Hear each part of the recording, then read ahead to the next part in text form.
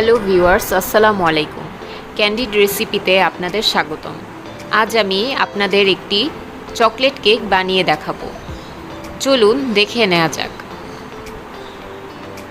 প্রথমে আমি 1 কাপ চিনি গুঁড়ো করে নিচ্ছি।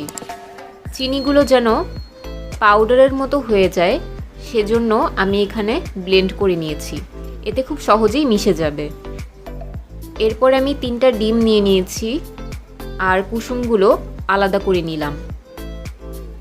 এরপরে ডিমের সাদা অংশগুলো আমি বিটার দিয়ে বিট করে নিব। বিটার দিয়ে একটু ভালোভাবে বিট করতে হবে, যেন একটা ফোমের মতো আকার ধারণ করে। এরকম হয়ে যাবে বিট করার পর। এরপরে আমি ডিমের কুসুমগুলো দিয়ে আবার বিট করব। এখন আমি 1 কাপ তেল এখানে ঢেলে দিচ্ছি। এরপরে চিনিগুলো দিয়ে দিলাম। এরপরে আবার বিট করছি। এখন আমি কেক বানানোর পাত্রে একটা কাগজ নিয়ে নিলাম আর কাগজের উপরে আমি তেল দিয়ে মাখিয়ে নিচ্ছি, যেন কেকটা খুব সহজেই চলে আসে। এরপরে আমি কেকের মিশ্রণে 1 কাপ ময়দা দিয়ে নিচ্ছি এবং একটা চালনি দিয়ে এটা চেলে নিব। এরপরে নিয়ে নিচ্ছি 1 কাপ কোকো পাউডার, 1 টেবিল চামচ গুঁড়ো দুধ, সামান্য একটু লবণ আর 1 টেবিল চামচ বেকিং পাউডার। এরপরে এই উপাদানগুলো আমি চেলে নিচ্ছি। চেলে নেওয়া হয়ে গেলে আমি এই মিশ্রণগুলো ভালোভাবে মাখিয়ে নিব। আমি একটা স্প্যাচুলা দিয়েই এই মিশ্রণটা মাখিয়ে নিচ্ছি। ভালোভাবে মিশিয়ে নিতে হবে। কেকের মিশ্রণটা খুব বেশি নরম আবার খুব বেশি শক্ত হবে না, ঠিক এরকম একটা আঠালো ভাব থাকবে।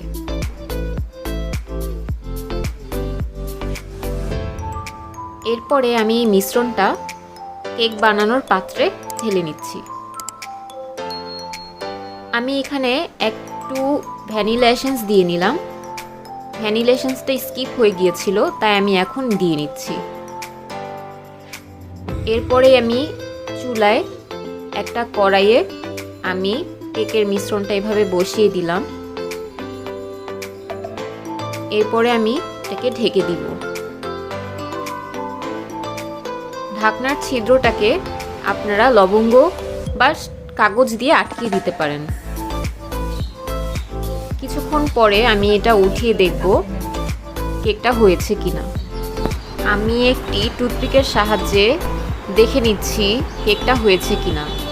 টুথপিকে কোনো কিছু লেগে নেই, তার মানে কেকটা হয়ে গিয়েছে। কেকটা তৈরি করতে আমার 30 থেকে 45 মিনিট সময় লেগেছে। আমি এবার কেকটা এখানে আপনাকে দেখিয়ে দিচ্ছি। কাগজটা আমি তুলে নিচ্ছি, যে কাগজটা আমি প্রথমে দিয়েছিলাম। কেকটা খুবই স্পঞ্জি হয়েছে।